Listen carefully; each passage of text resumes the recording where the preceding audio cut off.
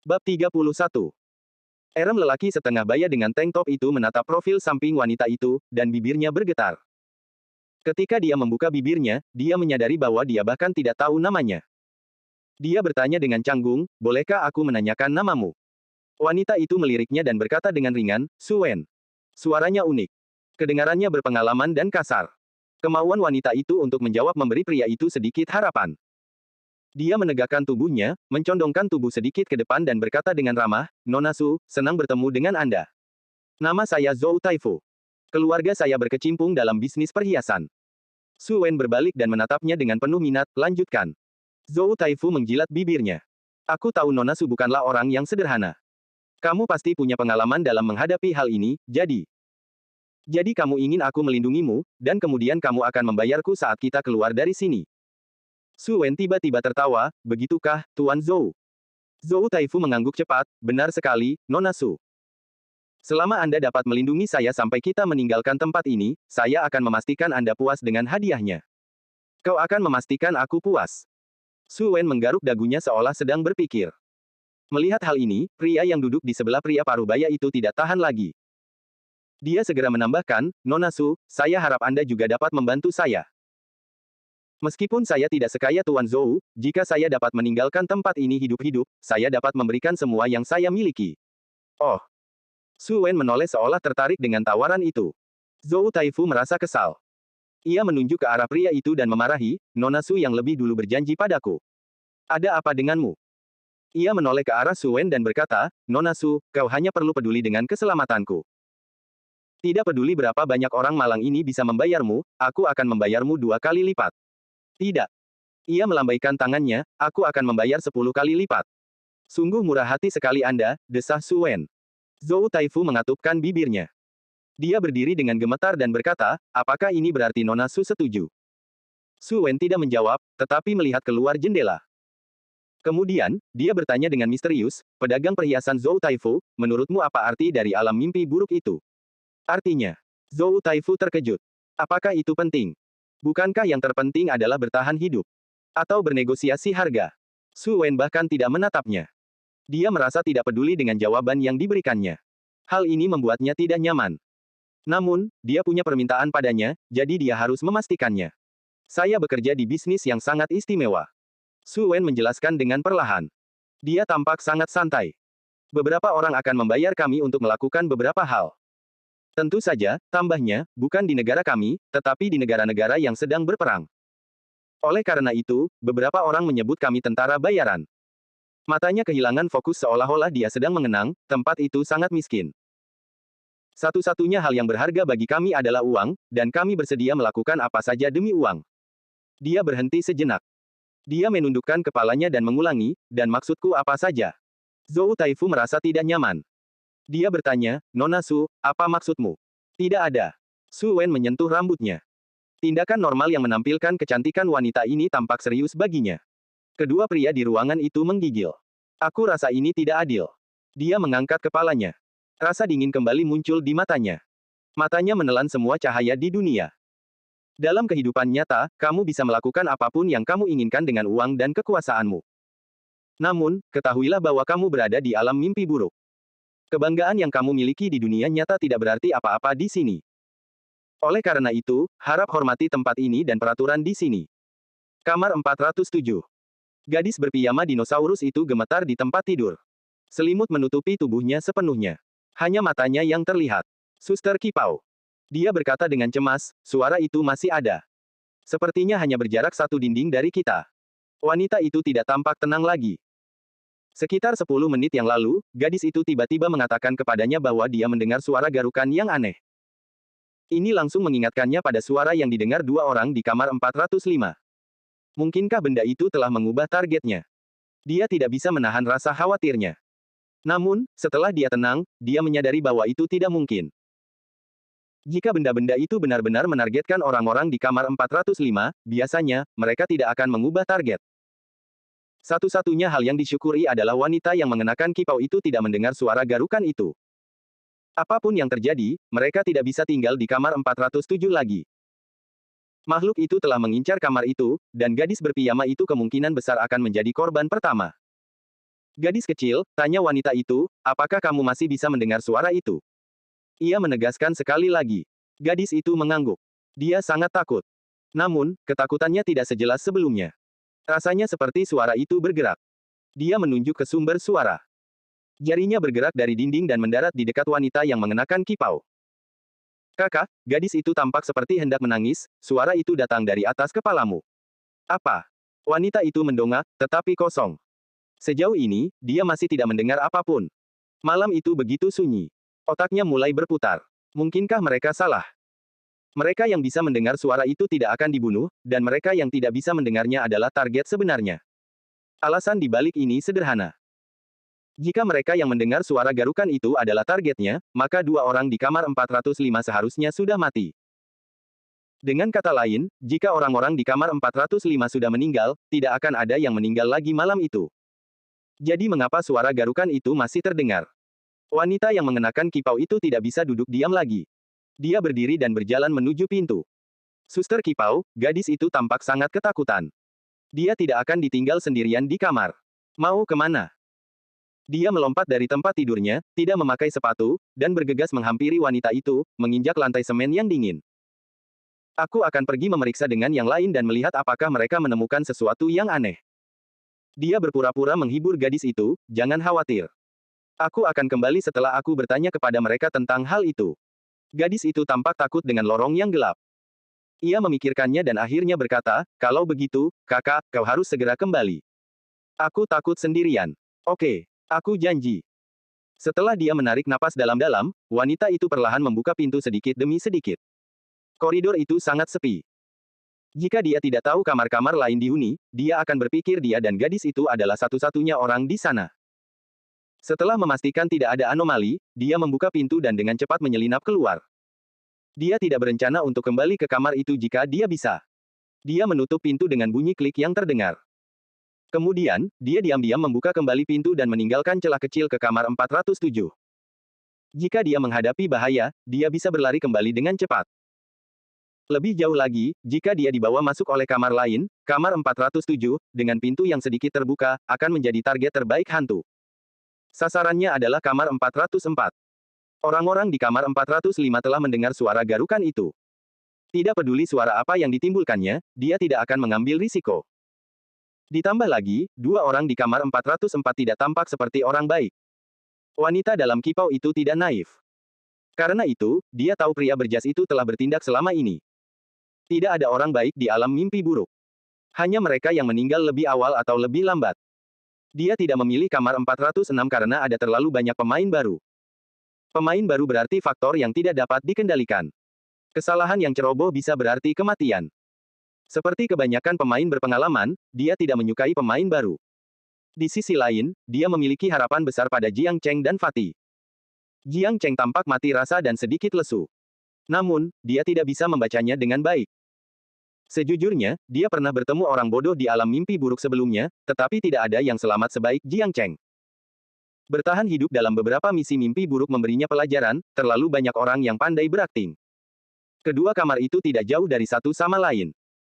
Namun, dia sangat berhati-hati, khawatir dia mungkin membangunkan sesuatu dalam kegelapan. Sepanjang jalan, dia terus memperhatikan sekelilingnya. Pintu itu semakin dekat. Ia memikirkan alasan agar mereka mau membuka pintu dan agar ia tetap bersama mereka. Orang-orang di dalam tidak bodoh. Ia tidak bisa memberitahu mereka bahwa ia mendengar suara garukan itu. Mereka tidak akan mengizinkannya masuk setelah mendengar itu. Ia berhenti sejenak dan berpikir dalam hati. Tiba-tiba, dia terkejut. Saat itu sudah tengah malam. Lampu di koridor seharusnya sudah mati. Mengapa dia masih bisa melihat dengan jelas? Dia melihat sekeliling dan segera menemukan sumber cahaya. Itu dari pintu yang dibiarkan sedikit terbuka. Cahaya merembes keluar. Matanya bergetar. Kemudian, matanya perlahan bergerak ke atas hingga dia melihat nomor kamar. Nomor telepon 407. 407. Dia menggigil. Bagaimana mungkin itu kamar 407? Itu kamarnya. Dia baru saja keluar dari kamar 407. Dia segera berbalik. Segala sesuatu di belakangnya tertutup kegelapan. Kamar 407, yang baru saja dia tinggalkan, telah menghilang. Sesuai dugaannya. Mereka yang tidak mendengar suara garukan itu adalah targetnya. Hantu itu mengejarnya. Ketakutan itu memicu keinginan wanita itu untuk bertahan hidup. Dia tahu bahwa dia tidak boleh menyerah sampai saat terakhir. Jika dia bermain dengan baik, dia bisa bertahan hidup.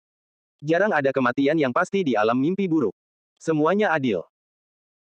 Hal utama yang perlu dilakukannya adalah mencari tahu apakah ruangan baru ini adalah kamar 407 yang sebenarnya, atau lebih tepatnya, apakah itu hantu atau seorang gadis yang menunggunya di dalam.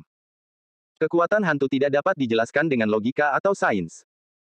Oleh karena itu, kamar 407 di hadapannya bisa jadi adalah kamar 407 yang sebenarnya. Dia memutuskan untuk bertaruh. Mungkin hantu itu berharap dia tidak akan menganggap ini sebagai kamar 407 yang sebenarnya. Setelah memastikannya, dia berlari ke kamar 407. Saat dia bergerak, koridor di belakangnya ditelan oleh kegelapan, seolah-olah tidak pernah ada. Dia mengetuk pintu tetapi tidak memasuki ruangan. Siapa? Suara perempuan yang ketakutan bertanya, siapa dia? Itu adalah suara gadis berpiyama dinosaurus. Kedengarannya begitu nyata. Rasanya seperti dia akan mati karena ketakutan sedetik kemudian. Aku. Wanita berbaju kipau itu menjawab dengan cepat, buka pintunya. Saat dia mengatakan itu, dia berbalik untuk melihat. Kegelapan di belakangnya mendekatinya. Sebentar lagi, kegelapan itu akan mencapainya. Lalu dia akan pergi. Jika dia beruntung, mereka mungkin menemukan mayat di suatu tempat. Cepat. Dia membanting pintu. Buka pintu ini. Gadis di dalam jelas ketakutan oleh agresi ini. Dia mulai menangis. Di tengah tangisannya, dia bertanya apakah wanita itu hantu dan memohon agar dibiarkan sendiri. Pintunya dibiarkan terbuka sedikit. Mengapa kau ingin aku membukanya untukmu?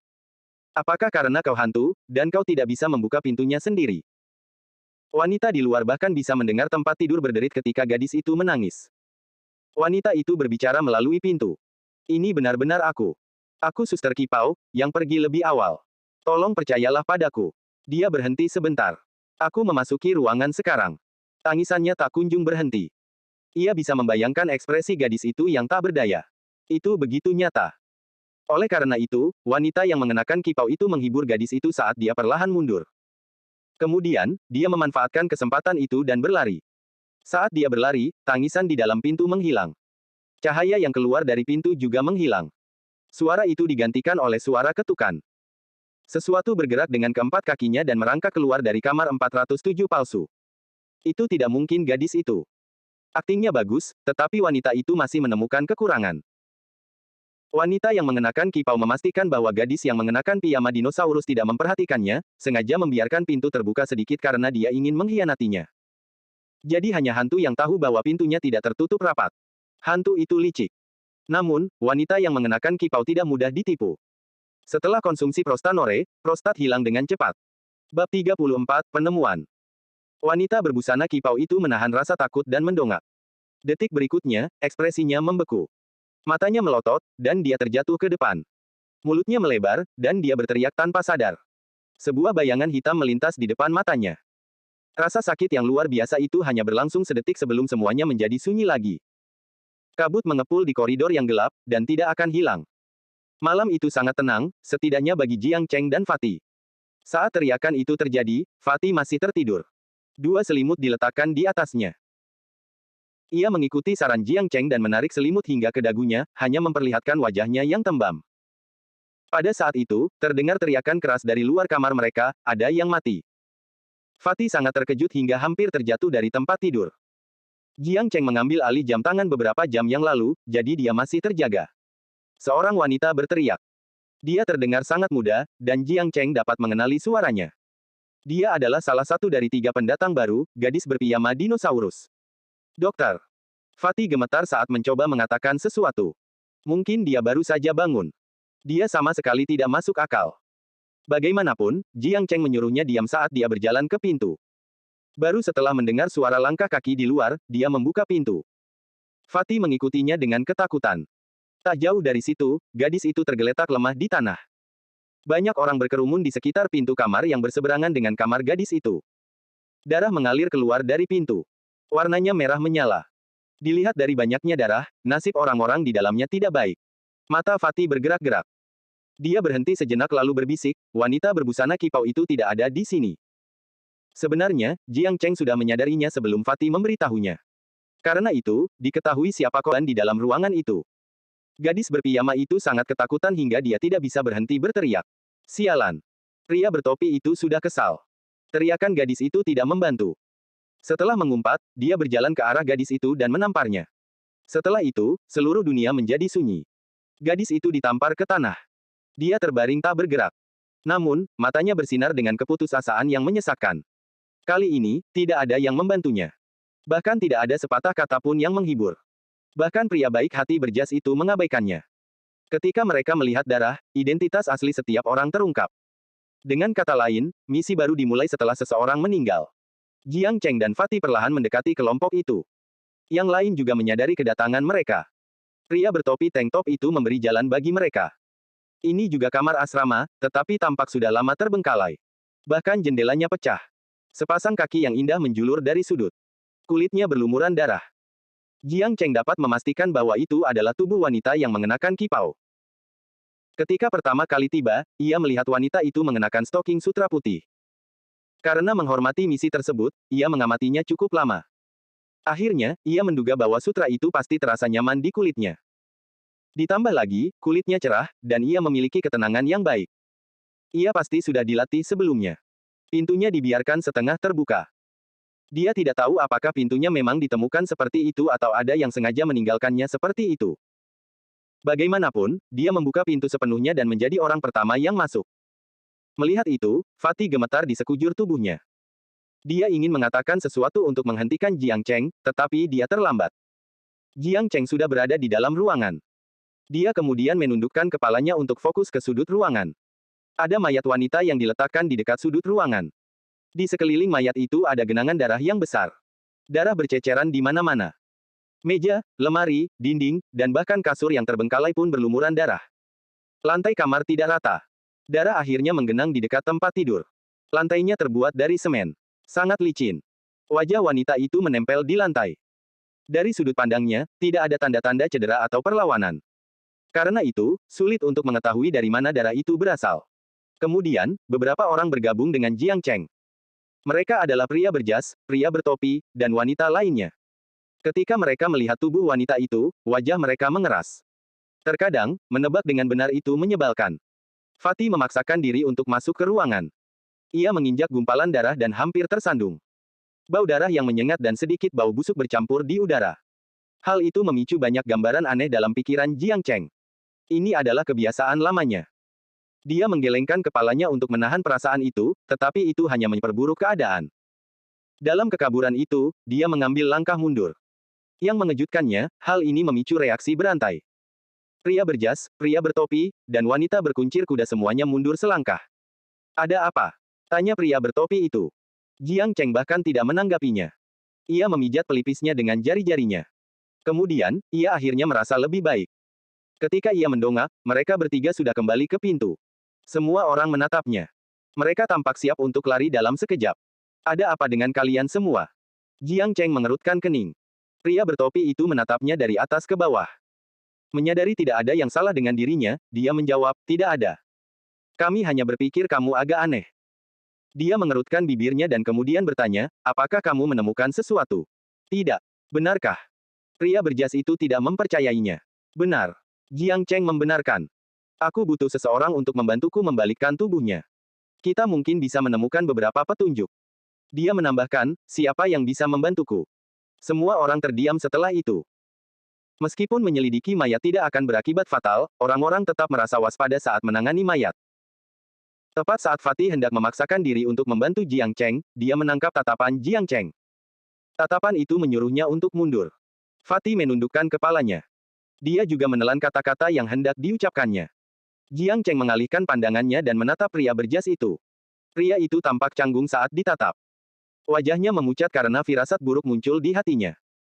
Tepat saat dia hendak mengatakan sesuatu, Jiang Cheng memotongnya, Tuan Malaikat Pelindung. Dia berkata dengan sopan, saya akan membutuhkan bantuan Anda. Pria itu menatap mayat itu, dan bibirnya berkedut. Pada saat yang sama, wanita dengan kuncir kuda dan pria dengan topi menghela napas lega. Namun, ekspresi mereka segera digantikan oleh kekhawatiran. Aku. Pria berjas itu mengerutkan kening. Jiang Cheng mengangguk. Ya, kamu.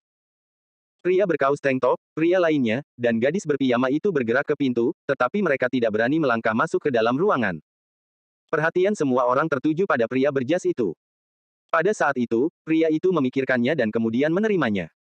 Dia dan Jiang Cheng berdiri di kedua sisi wanita berkaus kipau itu. Jiang Cheng menyarankan agar mereka memegang bahu wanita itu di setiap sisi dan kemudian membalikkannya. Setelah Jiang Cheng mengulurkan tangan untuk memegang bahu wanita itu, pria berjas itu pun mengikutinya. Kemudian, mereka bekerja sama untuk membalikkan mayat itu. Gadis di luar pintu menjerit. Lututnya melemah, dan dia hampir terjatuh ke dalam genangan darah. Bahkan wanita tentara bayaran itu, yang telah melihat banyak hal mengerikan, tidak dapat menahan diri untuk tidak mengerutkan kening. Kondisi kematian wanita itu mengerikan. Hal yang paling menakutkan adalah dagunya hilang. Rongga mulutnya yang cekung terlihat, urat, otot, dan semuanya. Sesuatu mencengkeram kepalanya dan kemudian menarik dagunya dengan paksa. Melihat ini, Fatih hampir muntah. Kipau elegan wanita itu berlumuran darah. Mata wanita itu bulat dan lebar. Dia pasti melihat sesuatu yang menakutkan sebelum dia meninggal. Bahkan saat dia meninggal, wajahnya dipenuhi ketakutan yang tak terlukiskan. Matanya merah. Setelah merasa tidak nyaman, wanita berkuncir kuda itu melangkah maju dan berlutut di samping mayat itu. Kemudian dia menambahkan, lidahnya hilang. Suaranya tenang, seperti sedang melafalkan sebuah fakta. Namun, ketenangannya membuat orang lain merasa tidak nyaman. Apakah dia sudah meninggal? Pria bertopi tank top itu menggigil. Meskipun dia sudah tahu fakta itu, melihatnya berbeda dengan mengakuinya. Semua orang mengabaikannya. Kematian adalah hal yang biasa di alam mimpi buruk.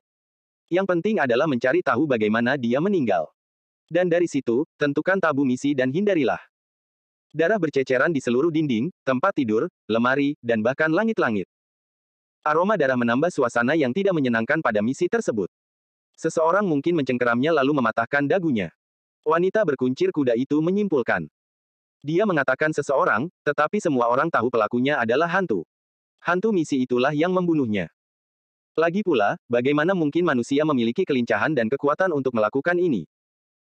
Setelah itu, pria bertopi itu menyilangkan tangannya dan menyarankan mereka untuk pergi. Semua orang setuju. Jiang Cheng melirik wanita itu beberapa detik sebelum dia pergi juga. Mereka berdiri di luar pintu dan bertukar pikiran tentang kematian wanita itu. Namun, bahkan Fatih dapat mendengar bahwa mereka berbicara omong kosong. Setelah kerumunan bubar, gadis berpiyama itu tiba-tiba berbicara dan bertanya apakah mereka harus menguburkan jasad wanita itu. Sebuah telapak tangan merah tercetak di wajahnya. Dia tampak begitu menyedihkan. Jika ini di luar, orang-orang mungkin akan mengasihaninya, tetapi ini adalah dunia mimpi buruk. Pria berjas dan yang lainnya mengabaikannya secara langsung. Fatih lah yang mengasihaninya dan mengatakan kepadanya bahwa dia tidak perlu memikirkan detail seperti itu. Mayat itu bahkan mungkin menghilang dengan sendirinya. Begitu gadis itu mendengar bahwa mayat itu mungkin menghilang tanpa alasan, dia semakin takut. Namun, hal itu bukanlah sesuatu yang akan dikhawatirkan Fatih. Ia hanya mengatakan kebenaran kepadanya, meskipun itu kejam. NPC pertama memberitahu mereka bahwa tujuan perjalanan mereka adalah untuk merekam video ulang tahun sekolah. Tanggalnya 7 hari kemudian. Mereka masih punya waktu 6 hari lagi menuju acara besar itu. Dengan kata lain, ini adalah misi yang dibatasi waktu. Karena keterbatasan waktu, semua orang memutuskan untuk pergi ke kantin untuk sarapan dan menjelajahi sekolah. Karena mereka seharusnya menjadi pekerja media, mereka harus menjelajahi tempat tersebut. Mereka mungkin menemukan petunjuk. Fatih tiba-tiba mengingatkan, jangan lupa. Peralatan video kita masih ada di ruang alat peraga. Jiang Cheng berbalik dan berkata, kalau begitu, kita harus berpisah dan bertemu di depan ruang alat peraga pada siang hari. Ini adalah kesepakatan yang masuk akal, jadi tidak ada yang mengatakan apapun. Jiang Cheng dan Fatih berbalik untuk menuruni tangga. Gadis berpiyama itu berlari menghampiri dan mengikuti mereka. Ekor piyamanya bergoyang-goyang. Lucu sekali. Dia mungkin ingin mencoba peruntungannya karena sebelumnya hanya Fatih yang menanggapinya. Lagi pula, sekarang wanita berpiyama itu sudah meninggal, dia sendirian di kamar 407. Tidak ada gunanya mengikuti kami, kata Jiang Cheng dengan tenang, siang hari relatif aman. Kalau aku jadi kamu, aku akan memikirkan cara bertahan hidup di malam mendatang. Gadis itu berhenti sejenak. Lalu, dia tiba-tiba berlari ke arah lain. Wanita dengan kuncir kuda berdiri di depan ruang 406 seperti sedang berpikir. Kompleks sekolah itu lebih besar dari yang mereka kira. Dengan NPC yang memimpin jalan kemarin, mereka tidak terlalu memikirkannya.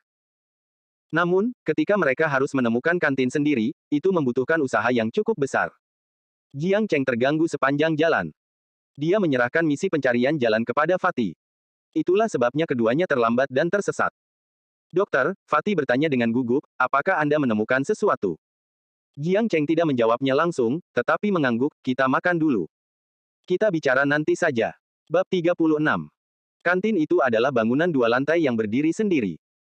Bangunan itu cukup besar tetapi terletak di tempat terpencil di sekolah. Letaknya di sebelah hutan kecil dekat lapangan barat sekolah. Di dekatnya ada beberapa bangunan tua yang tampak seperti perumahan tua. Jiang Cheng mengira lantai dasar adalah kantin siswa, dan lantai pertama adalah kafetaria untuk karyawan sekolah. Namun, ia masuk dan menyadari bahwa lantai pertama dibagi menjadi ruang timur dan barat oleh layar raksasa. Sisi timur lebih besar. Anak-anak kecil berjalan sambil membawa nampan. Kelihatannya seperti kantin siswa. Sisi barat lebih kecil dan lebih sedikit orang yang lalu lalang. Ini mungkin kantin staf. Saatnya sarapan, dan orang-orang berjalan-jalan. Wajah-wajah muda dan segar menarik perhatian Fatih. Dokter. Fatih menarik napas dalam-dalam dan berkata dengan wajah memerah. Senang rasanya menjadi muda. Saya merasa seperti mahasiswa di sini lagi. Jiang Cheng menegur, aku tahu kau seorang pengintip. Aku yakin kau juga suka melihat gadis-gadis saat kau masih muda. Si gendut memikirkannya dan ingin mengatakan sesuatu. Namun, dia tidak punya apa-apa untuk dikatakan, jadi dia diam saja.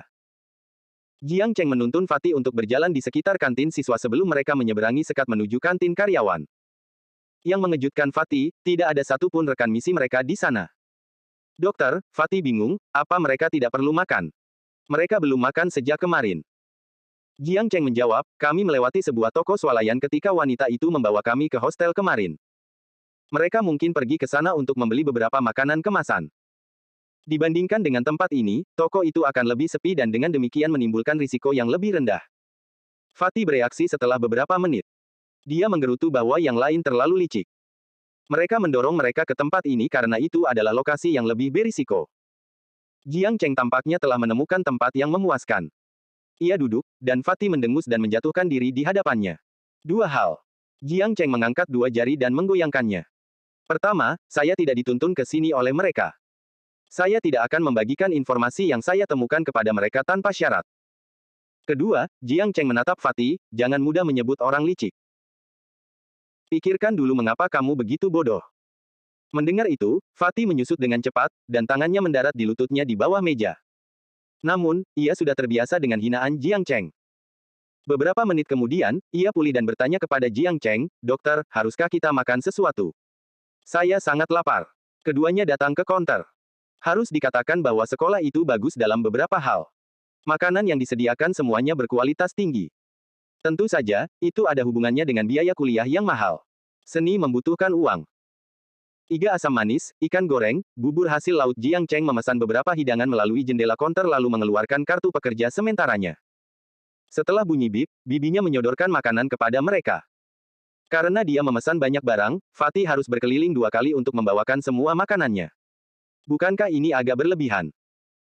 Fatih melihat ke meja yang setengah terisi dan menggerutu, tidak baik untuk pencernaan jika makan terlalu banyak di pagi hari. Jiang Cheng memasukkan seluruh iga ke dalam mulutnya. Kemudian, dia menyeruput bubur dan berkata, aku sedang tumbuh, jadi aku butuh lebih banyak makanan. Masa pubertasmu berhenti 10 tahun yang lalu, oke. Fatih tidak bisa menahannya. Jiang Cheng meletakkan sumpitnya dan berkata dengan serius, ini adalah masa pubertasku yang kedua. Ini hanya akan memperkuat bagian tubuhku yang tertentu. Fatih, dokter, bisakah kamu diam saja? Setelah sarapan, Fatih tiba-tiba menyadari bahwa ia tidak segugup sebelumnya. Ia bahkan sedikit bersemangat. Menurutmu mengapa wanita yang memakai kipau itu meninggal? Ekspresi Fatih menjadi khawatir. Dagunya ditarik oleh hantu itu. Pikiran itu mengerikan. Jiang Cheng telah melahap makanan tadi, dan tulang ikan tersangkut di tenggorokannya. Hal ini menyebabkan suaranya berubah, kau juga merasa aneh. Fatih mengangguk, dia bukan pendatang baru, jadi dia seharusnya tahu bahwa tidak aman berada di luar pada malam hari. Dia berhenti sejenak dan menambahkan, lagi pula, dia sendirian. Benar. Jiang Cheng berkata, lanjutkan. Sejauh ini, hanya itu yang saya ketahui. Fatih menatap Jiang Cheng dan berkata dengan rendah hati, dokter, Anda pasti sudah tahu lebih banyak daripada saya. Katakan padaku. Jiang Cheng melirik layar dan berbalik. Pertama, tidak biasa baginya untuk keluar sendirian di malam hari. Dia mungkin mengalami sesuatu, dan itu sangat penting baginya karena itu menyangkut hidupnya. Fatih membeku. Dia mencondongkan tubuh ke depan dan berbisik, apakah maksudmu dia bertemu hantu? Mungkin saja, tetapi peluangnya kecil. Pada titik ini, Jiang Cheng berhenti bercanda. Setelah berpikir sejenak, ia berkata, dengan asumsi ia memang bertemu hantu, mengapa hantu-hantu itu tidak membunuhnya di dalam kamarnya, tetapi mengejarnya ke koridor? Karena koridornya gelap dan terpencil. Lebih mudah bagi hantu untuk membunuh. Si gendut langsung menjawab. Kemudian, dia mengerutkan kening. Pertanyaan ini terlalu mudah. Jiang Cheng tidak akan menanyakan pertanyaan yang begitu sederhana. Jiang Cheng mengangguk. Dia mengamati Fatih dengan tatapan yang tidak bisa dimengerti. Benar. Koridor itu gelap dan terpencil. Sempurna untuk membunuh hantu. Dan dia mati di sana. Dokter, Fatih makin bingung. Apa maksudmu? Jiang Cheng menghela napas. Fatih, pikirkanlah. Apakah menurutmu wanita yang memakai kipau itu tidak akan bisa memikirkan sesuatu yang bahkan bisa kamu pikirkan?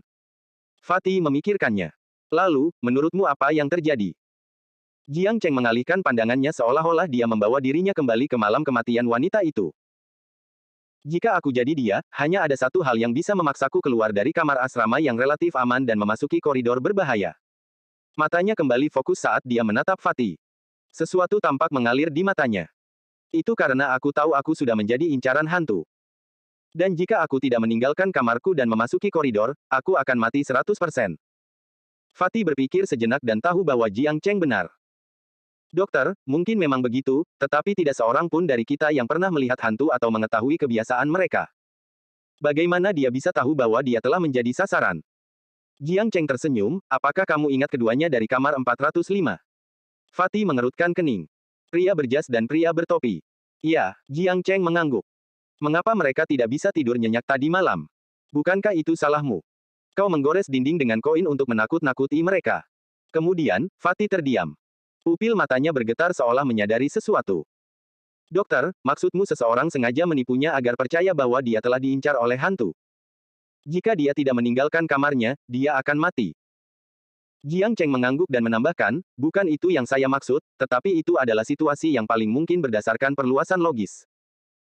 Namun, Fatih menundukkan kepalanya dan berpikir, wanita itu tidak tampak seperti orang yang mudah ditipu. Saat kau melakukan hal itu, kami baru saja memasuki kamar kami. Namun, saat wanita itu keluar, saat itu tengah malam. Tekanan yang mereka hadapi benar-benar berbeda. Terkadang, Anda tidak perlu terlalu memaksakan diri. Anda hanya perlu menanam benih kecurigaan dan Jiang Cheng berkata perlahan, korban akan melakukan sisanya. Itulah jebakan bagi orang pintar. Ini terutama berlaku di alam mimpi buruk, di mana logika tidak berguna. Kecurigaan apapun akan membesar tanpa batas. Kehati-hatian adalah hal yang baik, tetapi ketika berubah menjadi paranoia, itu hanya akan merugikan Anda. Fatih butuh waktu lama untuk mencerna kata-kata Jiang Cheng. Fatih hanya menghela napas ketika sebagian besar orang di kantin pergi. Dokter, jika, saya katakan jika, semua hal yang Anda katakan benar, siapa orang yang mengasingkan wanita itu ke koridor untuk dibunuh? Jiang Cheng tidak menduga Fatih akan menggunakan istilah pengasingan, tetapi dia merasa itu sangat tepat. Bagaimana menurutmu? Dari segi lokasi, gadis berpiyama, yang berbagi kamar dengan korban, adalah yang paling mencurigakan. Namun, Anda juga melihat betapa tidak berpengalamannya dia. Fatih melanjutkan, kalau begitu, itu akan menjadi dua orang dari kamar 405 atau wanita dengan kuncir kuda dari kamar 406. Ketika wanita dengan kuncir kuda itu disebutkan, tatapan Fatih menjadi gelap. Dia menjilat bibirnya yang pecah-pecah dan berkata, aku merasa dia tidak sederhana. Untuk beberapa alasan, aku merasa tidak nyaman di dekatnya. Rasanya kehadirannya mencekikku. Aku baik-baik saja ketika aku jauh darinya. Itu aura pembunuh. Wajah Jiang Cheng berubah menarik. Itu sebabnya. Jika Anda melihat lebih dekat, Anda akan melihat bahwa matanya tajam dan kejam, seperti pisau tajam yang perlahan-lahan dapat memotong Anda. Jiang Cheng bersandar di kursi plastik dan melanjutkan, ketika saya menjabat tangannya, saya melihat bahwa jari-jarinya jauh lebih kapalan dari biasanya. Ketika dia bergerak, sikunya akan turun tanpa sadar. Itu untuk melindungi tulang rusuknya dan untuk membantu dalam situasi di mana dia perlu tiba-tiba menghabiskan tenaga. Jelas, dia sangat terlatih. Ada kemungkinan besar dia telah menggunakan senjata sebelumnya dan telah membunuh. Ketika kami melihat tubuh wanita itu, dia yang paling tenang. Dia bahkan berlutut untuk menemukan bahwa lidah korban telah hilang. Jiang Cheng menarik napas dalam-dalam. Orang normal tidak akan bisa melakukan itu. Fatih mengangguk berat, itulah sebabnya pasti dia. Kamarnya tepat di sebelah kamar korban. Jiang Cheng menoleh untuk melihat Fatih selama beberapa detik. Dia tidak setuju atau tidak setuju dengannya. Dia tidak mengerti mengapa orang lain terus mengambil kesimpulan sementara yang dia lakukan hanyalah membagikan beberapa pengamatannya. Hal yang sama terjadi pada Fatih dan Manly dari misi terakhir. Ada apa? Fatih bingung, apa aku salah? Apakah benar-benar pria berjas dan pria bertopi? Fatih membelalakan matanya. Tapi seharusnya tidak. Mereka begitu takut padamu. Bagaimana mereka bisa menemukan waktu untuk menyakiti orang lain? Pada saat itu, terdengar suara keras yang mengejutkan Fatih. Bel tanda masuk kelas berbunyi. Bunyinya cepat tapi keras. Membuat Fatih kesal. Ayo. Jiang Cheng berdiri. Baiklah, periksa tempat lain. Oke, dokter. Keduanya berjalan di sekitar kompleks sekolah, yang ternyata lebih luas dari yang terlihat. Karena para siswa sedang berada di kelas, tidak banyak orang yang berlalu lalang di sekolah. Hanya ada beberapa staf yang berlalu lalang. Satu hal yang membuat Fatih bingung adalah setiap kali mereka bertemu dengan staf tersebut akan memandang mereka dengan aneh, seolah-olah Fatih dan Jiang Cheng adalah hewan di kebun binatang. Dokter, ketika hal ini terjadi untuk ketiga kalinya, Fatih tidak dapat menahannya lagi. Apakah Anda memperhatikan mereka menatap kita dengan aneh? Jiang Cheng menjawab, itu memang tidak normal. Aku menyadarinya saat kita di kantin, tetapi saat itu, mereka melakukannya secara sembunyi-sembunyi. Sekarang, hal itu menjadi jauh lebih jelas. Tenggorokan Fatih bergetar, dan dia berkata dengan gugup, mungkinkah mereka semua hantu? Seiring berjalannya waktu, mereka akan menunjukkan wajah asli mereka dan akhirnya membunuh kita semua. Suaranya melemah karena takut. Sebelum dia bisa menyelesaikan kalimatnya, dia sudah membuat dirinya takut. Seharusnya tidak seperti itu. Jiang Cheng menggelengkan kepalanya. Fatih butuh kepastian, jadi dia bertanya cepat, mengapa? Karena hukum tidak mengizinkannya. Jiang Cheng menjawab, hal yang Anda gambarkan itu terlalu melanggar hukum negara kita. Jika mereka tertangkap, mereka akan dikirim ke ruang gelap. Gendut. Sejak mereka bertemu, Fatih sering menghadapi situasi di mana ia tidak tahu harus tertawa atau menangis. Pada saat itu, wajahnya berkedut. Dokter, Fatih menggigil. Kalau aku tidak tahu lebih baik, kukira kau berada di pihak yang sama dengan makhluk-makhluk dalam mimpi buruk itu. Pada saat itu, Jiang Cheng tiba-tiba berhenti bergerak. Di sisi barat sekolah, ada sebuah toko serba ada. Pintu kaca lama dibiarkan setengah terbuka. Poster artis K-pop ditempel di sana. Setelan berpayet sang idola tampak ketinggalan zaman di industri hiburan masa kini. Pria berjas itu menyalakan korek api dan berbalik untuk menyalakan rokoknya. Kemudian, dia melambaikan tangannya untuk mematikan korek api itu. Pria bertopi berdiri di anak tangga di bawahnya. Dia mengunyah roti kering sambil memegang sebotol air. Sambil menatap poster di pintu, pria berjas itu mendengus sambil meniupkan asap ke poster itu, apakah selera kita saat itu sangat buruk? Pria bertopi itu menghabiskan rotinya dan menyeruput selai yang masih menempel di jarinya. Namun, dia tidak menoleh ke pria lain atau poster itu. Sebaliknya, dia menatap sekelompok gadis muda, tidak jauh dari situ. Dia menatap mereka seperti serigala lapar. Mereka berpakaian agak tipis. Salah satu gadis yang lebih tinggi berambut panjang dan terus meliriknya. Dia memegang sebatang rokok di antara jari-jarinya. Meskipun dia berusaha sebaik mungkin untuk bersikap alami, kecanggungan di matanya membuatnya terkecoh. Dia baru saja bergabung dengan kelompok gadis nakal ini. Kalau saja ini bukan alam mimpi, lelaki bertopi itu menjilati bibirnya. Pria berjas itu menundukkan kepalanya, membetulkan kancing di lengan bajunya dan terkekeh, jangan membohongi dirimu sendiri. Beranikah kau datang ke tempat seperti ini di dunia nyata? Kau hanya bisa bersembunyi di ruang bawah tanah yang tak terkena sinar matahari. Pria berjas itu menegurnya. Jangan lupa, polisi masih mencarimu. Kata-kata pria itu membuat pria itu tersentak. Senyumnya menghilang. Dia menyeka tangan kirinya pada kemejanya lalu menarik pinggiran topinya lebih rendah ke wajahnya. Dia berdiri dalam bayangan, hanya memperlihatkan setengah dagunya. Tidak perlu takut. Suara pria berjas itu terdengar memikat. Saat ia membetulkan pakaiannya, sekilas tato di balik kemejanya terlihat. Aku akan menjaga rahasiamu. Ia tersenyum, kau tahu apa yang kuinginkan. Namun, tak seorang pun dari kami tahu siapa yang memilikinya. Pria bertopi itu menggerutu. Kalau begitu, kita cari yang lain satu per satu. Kita punya banyak waktu. Wanita yang memakai kipau itu sudah meninggal, jadi kemungkinan dia memiliki benda itu kecil. Kalaupun dia memilikinya, benda itu sudah diambil orang lain. Pria berjas itu tampaknya telah berubah menjadi iblis saat itu. Pria bertopi itu tampaknya menyadari sesuatu. Ia mendongak menatap pria berjas itu. Apakah maksudmu seseorang telah merencanakan kematiannya? Pupil matanya menyempit untuk memberinya kesan licik. Benar sekali. Pria berjas itu mengangguk. Siapa ini? Belum tahu. Mungkinkah wanita dari kamar 406? Pria bertopi itu tiba-tiba menjadi gugup. Dia memiliki aura yang aneh. Ada kapalan di seluruh tangannya. Mungkinkah dia seorang polisi? Pria berjas itu menggaruk dagunya dan berkata setelah jeda, seharusnya tidak. Kehadirannya bersifat teritorial dan agresif. Seorang anggota polisi tidak akan bersikap seperti itu. Pria bertopi itu mendesah. Baguslah. Pria berjas itu mengamati pria bertopi dan bercanda, selama kau memilih untuk bekerja denganku, tidak masalah apakah dia polisi atau bukan. Dia mencondongkan tubuh ke depan dan menyeringai muram, karena aku tidak akan membiarkan dia meninggalkan tempat ini hidup-hidup. Dia mencabut rokoknya dan menambahkan dengan sinis, sama halnya dengan dua orang idiot di kamar 404. Jiang Cheng bersin-bersin dengan keras. Fatih memeluk sikunya dan bertanya dengan khawatir, dokter, apakah Anda terkena flu? Jiang Cheng menggelengkan kepalanya dan melihat sekeliling. Tidak. Mungkin seseorang sedang memikirkanku lagi dan memikirkan betapa mereka merindukanku. Fatih tentu saja mengabaikan bagian akhir kalimat itu. Mereka sudah lama berkeliaran di sekolah. Mereka pergi dari kantin ke lapangan di sebelah barat lalu mengambil jalan memutar lagi untuk kembali. Dokter, Fatih bertanya dengan rasa ingin tahu, kemana kita akan pergi? Saya merasa Anda hanya berjalan-jalan tanpa tujuan. Benar sekali. Jiang Cheng mengakui dengan murah hati, itulah yang sedang kulakukan. Fatih bingung. Dia selalu dibuat bingung oleh Jiang Cheng. Aku sudah selesai jalan-jalan. Jiang Cheng meletakkan tangannya di dahinya untuk menghalangi sinar matahari.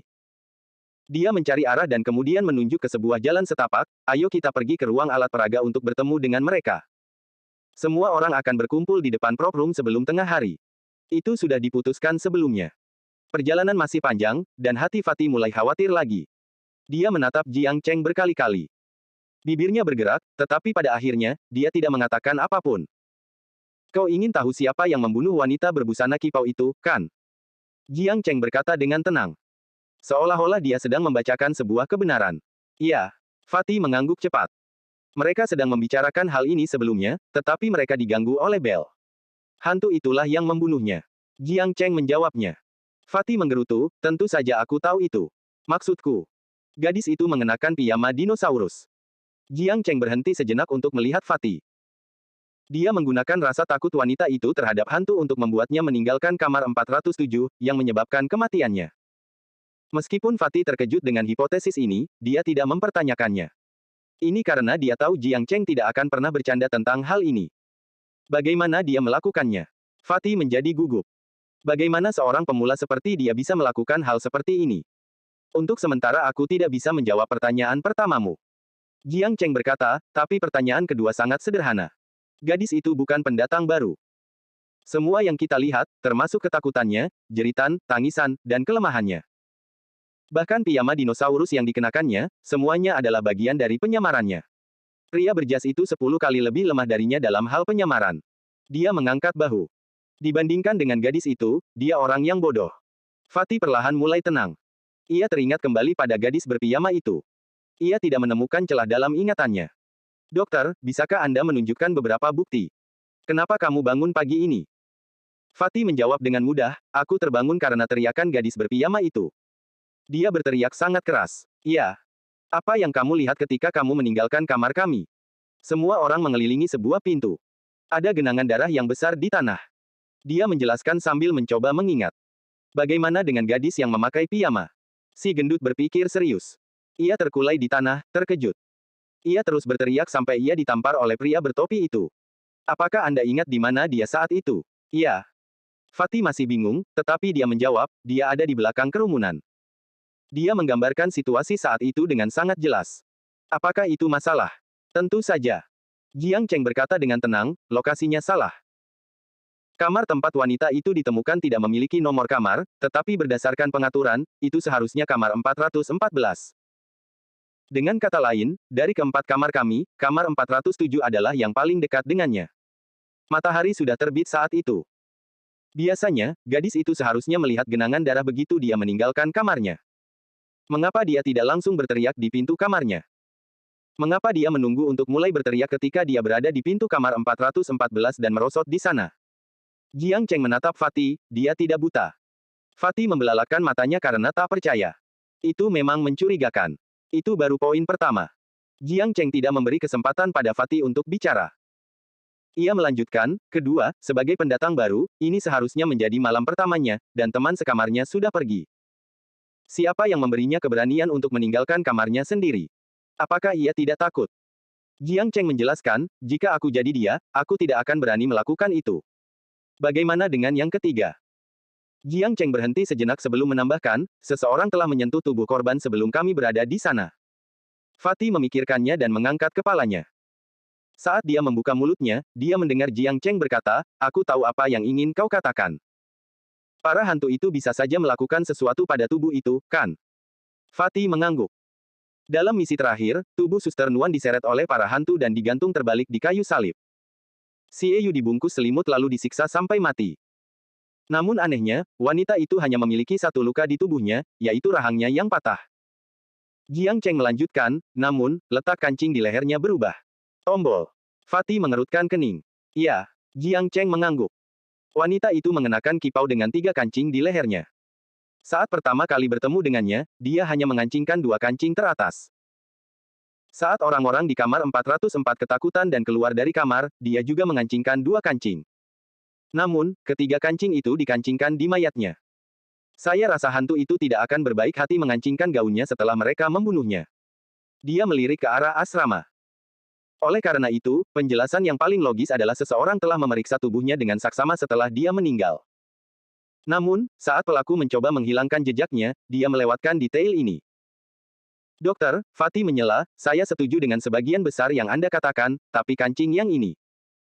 Dia berhenti sebentar, bukankah wanita yang memakai kipau itu bisa mengancingkannya sendiri? Tidak. Jiang Cheng menjawab dengan tegas. Mengapa? Jiang Cheng menarik napas dalam-dalam lalu memegang dadanya. Sederhana. Karena jika dia mengancingkan semua kancing, dia akan kesulitan bernapas. Mata Fatih berbinar saat dia memikirkan proporsi tubuh wanita yang luar biasa itu. Kemudian, Fatih mengangguk dengan penuh semangat. Dokter, Anda benar sekali. Saya sepenuhnya setuju dengan Anda. Jika hal-hal ini hanya hipotesis logis, maka poin terakhir ini adalah paku terakhir di peti mati bagi gadis berpiyama itu. Fatih tiba-tiba merasa seperti Jiang Cheng seperti dewa. Dia mendengarkannya dengan penuh perhatian. Ada jejak darah di bagian bawah sepatunya. Aku memperhatikan itu ketika dia jatuh ke tanah. Aku mengerti sekarang, kata Fatih bersemangat.